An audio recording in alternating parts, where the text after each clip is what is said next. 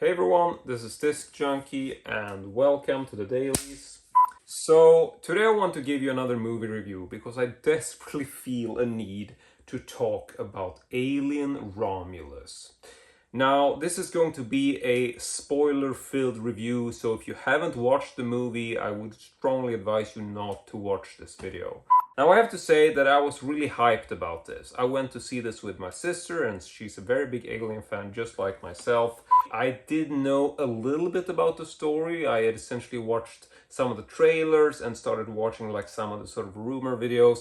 In the opening scene, we actually see Weyland-Yutani sort of sending a probe droid or probe ship to check out the area where the Nostromo was blown up. And so they actually obtain the alien from the first movie, which we thought was dead. I absolutely loved this approach to the story. I just thought it was brilliantly done.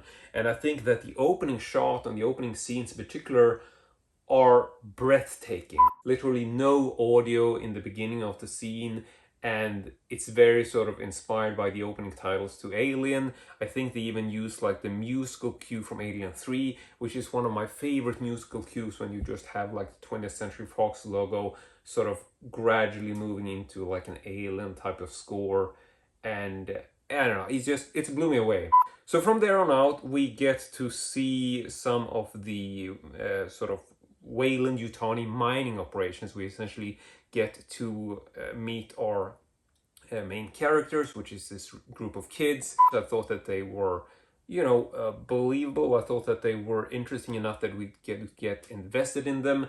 And I really like the sort of chemistry between the synthetic and his sister, like Andy and Rain. I thought this was really good.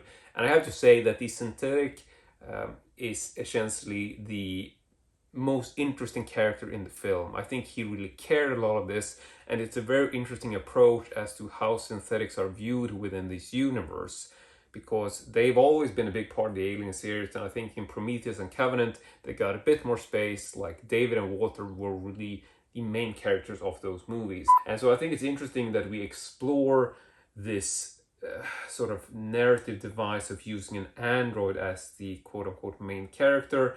They also made sure that Andy was different to the androids that we've seen before. He is essentially sort of like a scrapped older model that Rain's father find at a junk heap, and so they haven't really updated him. And so he feels almost like a child or someone who has some sort of disability, which is something we haven't really seen in an android before. Even though Bishop in Aliens was friendly, he was an android. I mean, he could do the knife trick and, sort of know that he might flip at any moment, because as we learned in the original Alien, androids are bad news. And with that, I thought it was really interesting that we get to see Andy, who's a very sort of vulnerable character in himself. And I think the actor who played him did a really good job. And I'm not going to get into actors' names now because I can't really remember them all anyway. So now we get to see a lot of the sort of Weyland-Yutani mining operation, and the sort of world is really well expanded upon. I think they really did a great job on this. They definitely sort of homed in on the feeling and the aesthetics and the design of all of the sets. I think the film looks brilliant. Going on here, I am really happy about what I'm seeing, and I love the approach they're taking to the story, where these kids are sort of like the underdogs. This sort of goes back a bit to like the average Joe and the truckers in space from the sort of first film. Like, it's just regular people who end up in a very odd situation, compared to like Prometheus and Covenant, where you have like this high-tech and very professional exploration team of astronauts or whatever.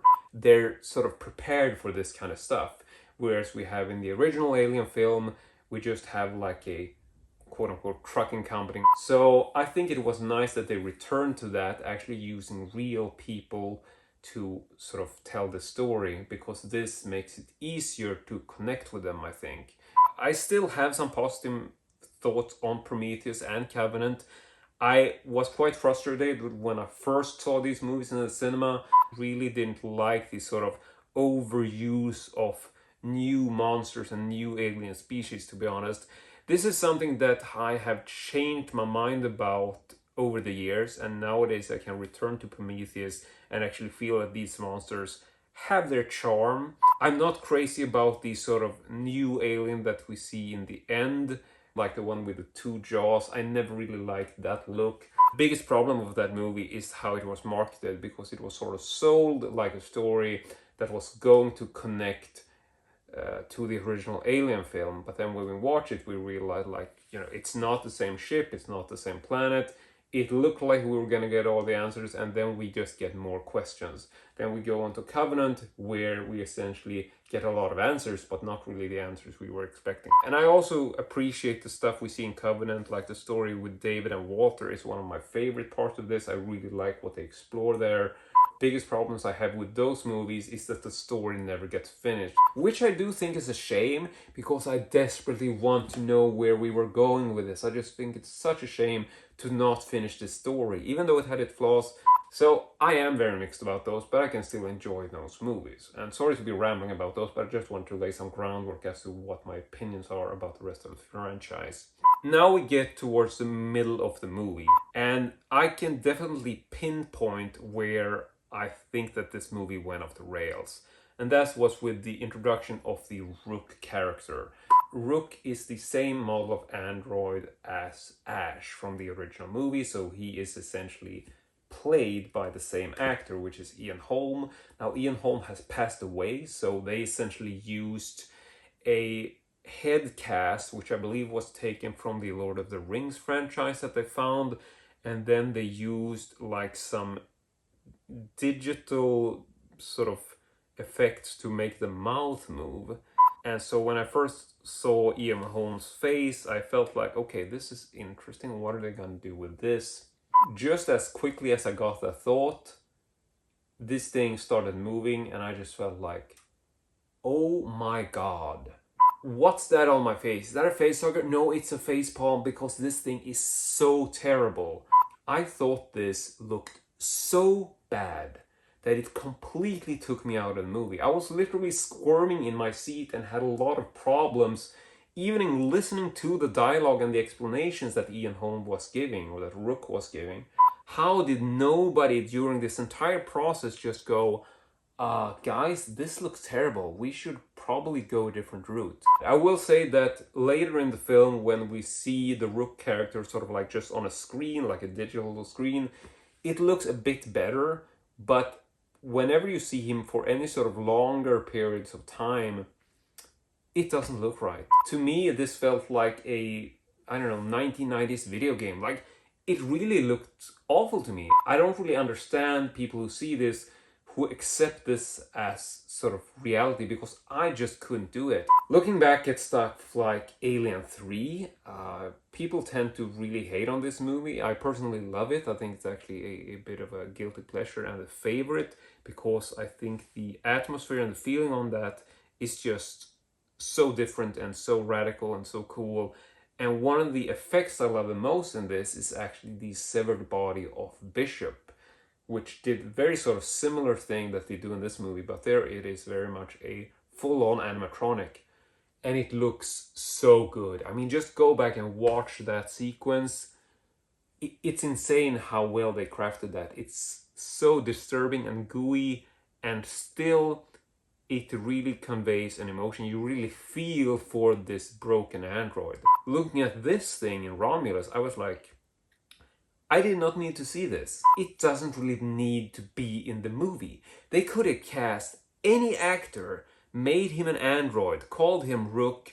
I mean, it's a new character which doesn't really have any connection to Ash, other than they decided that it should be the same model, which is an interesting homage, being as it's logical within the movie universe because it's from the same era. But if you can't do it, if you can't sort of make this look perfect, because that's the biggest problem I have with like this type of effects, like with deep fakes and whatever digital effects you're talking about, if it doesn't look good enough, then it will instantly take you out of the movie and you will feel like this is not real, and it can be so disturbing. I did like the story element of the android, being that there is this sort of compound, which is called Compound X01 something, where they've extracted the black goo or variation to black goo which we see in Prometheus. And so according to Rook, it feels like this is something that works. We need to bring this back to help humanity.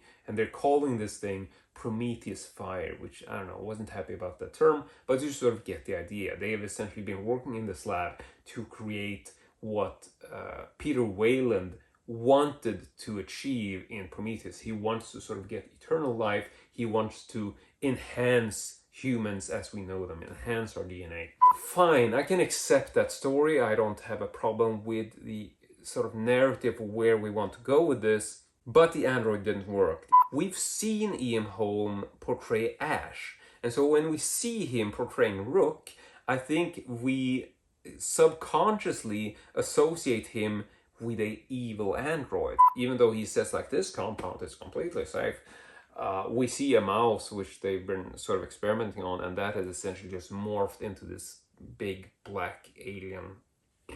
And so we know that he's not a good guy. And if they had shot this with a different actor, which we didn't know, then we would have been able to believe that this character was essentially a good guy. And that would have added an interesting level and an interesting twist to when we finally realize that the black goo is not working, or that the compound is not working. Granted, they did sort of explain this fairly easily with just showing the mouse, which is essentially sort of mutated. So, I mean, we know it. But if they had skipped that scene and shot it with a different actor, they would have added a new layer of mystery to what will actually happen, which I thought would have been a much better choice. With all that said, I can get on board with the story, and, you know, so it's weird effects, you know. Okay, let's just move on from this. Through the entire movie, Fede Alvarez, or the scriptwriters or whatever, decided that they want to add little nudges to the original trilogy, which I appreciate. I mean, it's a fan service. It's a great choice for just, you know, sort of bringing things back to nostalgia. It's like there's a computer game which someone is playing that says Game Over Man. We have stickers on the spaceship doors which sort of correspond with the stickers in the Alien movies. Like, there's a whole bunch of stuff in there which you will only know if you're a diehard fan. So I thought that was great in terms of all the sort of set design and the audio quality. But when they start adding lines in from the previous movie, this only works to a certain extent. Like, I was fine with the little sort of, you know, Game Over Man and little nudges like that. But when we get to the introduction of Rook and we see the scenes with him, he's reusing a bunch of lines that Ash says in the original film. And it gets to a point where you feel like this is no longer logical within the movie. Like, why would the science officer be saying the same things? A perfect organism, not being able to lie about their chances of survival, but they have his sympathies. They didn't even ask about their chance of survival. So it's like, why are you throwing this in? Towards the end of the movie, we see Andy, the other android, actually say the line, "Get away from her," and then there's a big pause, and then he just says, "You bitch," as he's sort of firing into the xenomorph. And at that point, I'm like, I just want to throw a popcorn bucket at the screen, because I am just so frustrated with this movie. It was so on the nose, and I just hated the inclusion of that line. I have to say that the popcorn buckets and the promotion for this movie are amazing. Absolutely loving this, but that is essentially beside the point.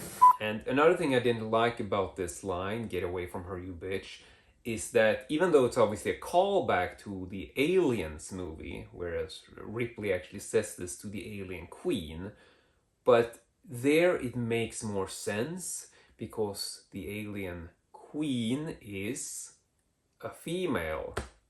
More appropriately would be called a bitch. So there it also felt very sort of forced and on the nose. You know what would have been really cool though, is that if he had done the thing like falling down the elevator shaft, shooting at the alien, which was awesome. I loved that sort of idea. It just feels like very much a computer game, almost like a graphic novel, because it's so sort of superhuman. Like, it's very much sort of a superhero type move to do, and it looked really awesome.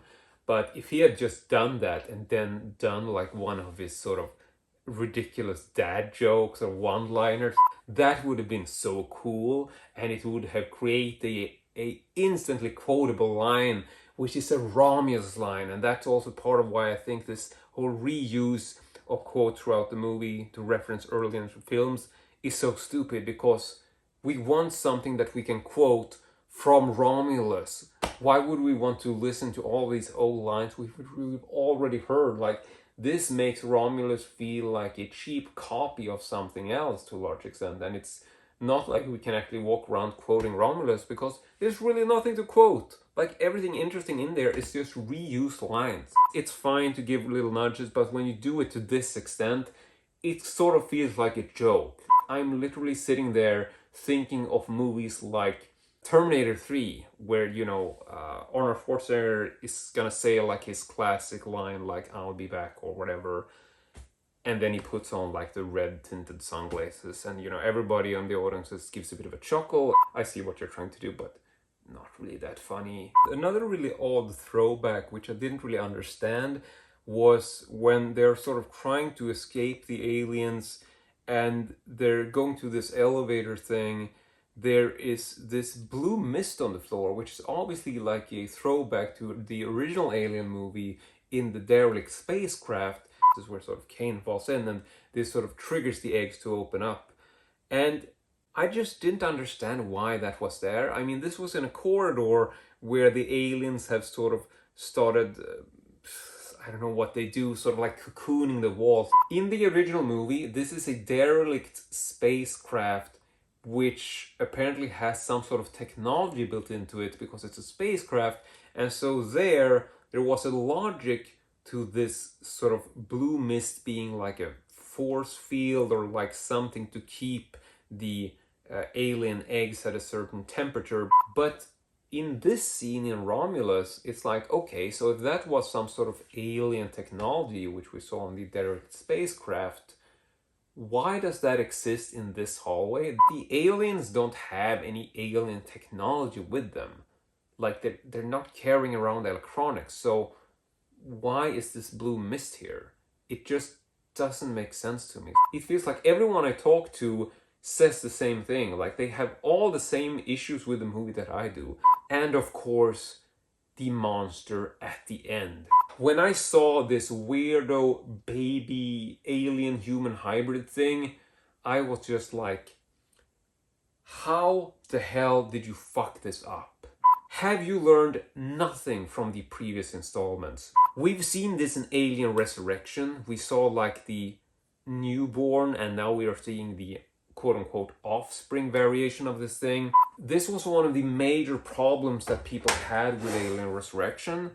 And looking at Prometheus, like, people didn't really care for the engineers. They didn't really care for this overuse of new species, which we don't know about. We have all of this backstory behind us with the failure of Prometheus, the failure of Covenant, the failure of Resurrection. And even with all that known, you're still trying to push in one of the elements which people generally didn't like. We don't want to see like an alien human hybrid, and especially not some sort of creepy baby. Just look at like Prometheus. One of the best scenes in that was the med pod scene. It was new, it was different, but it was still in the sort of alien aesthetic and design of things. Like, I really liked that sort of monster.